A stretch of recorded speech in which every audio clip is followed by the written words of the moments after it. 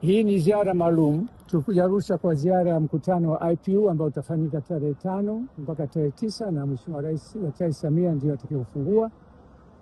Tumeonelea vile sababu bunge ni sehemu kubwa ya kusimamia ustawi wa jamii na ni sehemu kubwa ya kushirikiana serikali kwenye maendeleo. Tumeona na katibu wa bunge tumekuja hapa na RAS kuja kukagua maendeleo ya uwanja ya mashindano ya AFCON, na kwa kweli tumejiridhisha.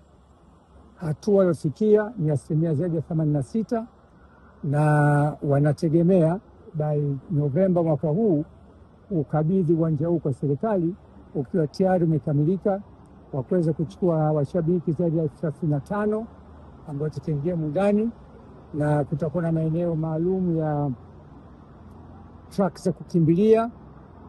Umekamilika kwa kifupi, una viwango vinavyotakiwa. Kwa kweli mimi nampongeza sana Mheshimiwa Rais na wadau wote walioshiriki katika kuhakikisha kwa AFCON mwakani inafanyika hapa Tanzania.